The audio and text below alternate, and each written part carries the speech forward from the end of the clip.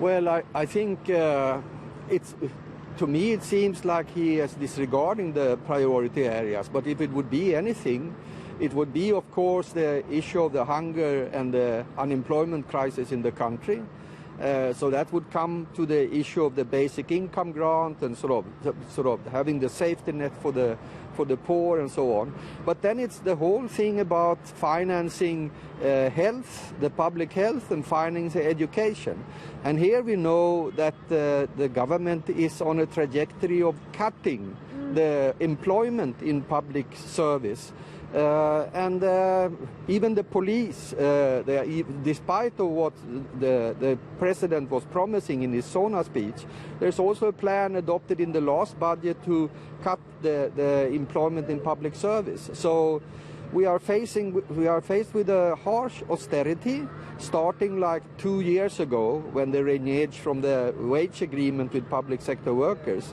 So I am a bit pessimistic of what he will prioritize. He's also following a script we know now from the country partnership framework, which was the political reason for taking this World Bank loan, which surfaced now like one month ago, because the basis for this loan is this political framework. And then you see, so I'm quite pessimistic of what will happen.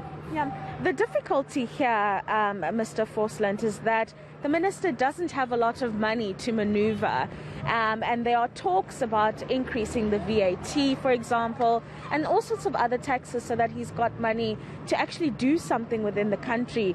Should he not increase the taxes, what else can he do to make sure that there are funds to do the necessary things in the country? Well, firstly, as it has been discussed in the press the last 2-3 weeks, they have in fact a windfall of extra tax revenue of over 200 billion this year, and the reason is the commodity prices, sort of. Another reason is that key sweater of SARS and the staff of SARS have done quite a good job in reining in tax dodgers.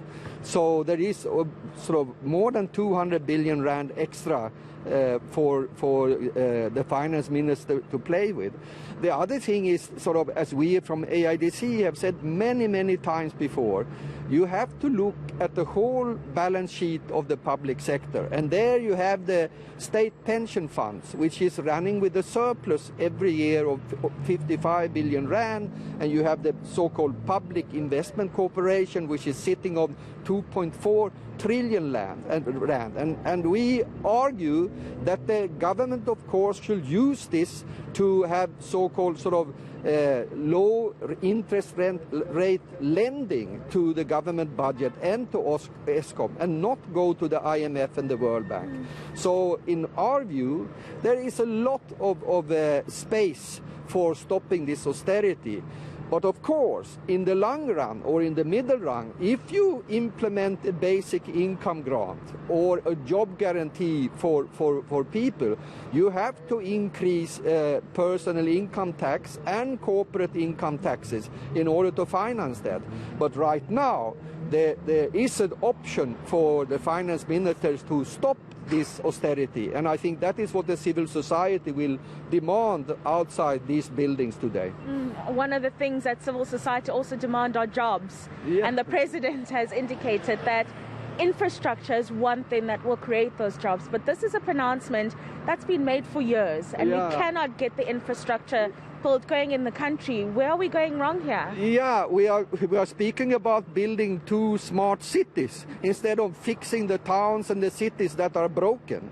I mean, but this also reflects the government's alliance with the big corporates, because there's not really much profits to be made by fixing leaking water pipes or fixing potholes in local roads or building a new clinic in Eastern Cape.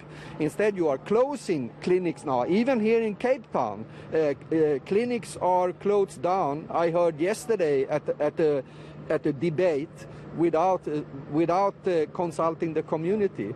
So instead, you have this invitation to Chinese capitalists to come and build smart city for the middle class and the rich.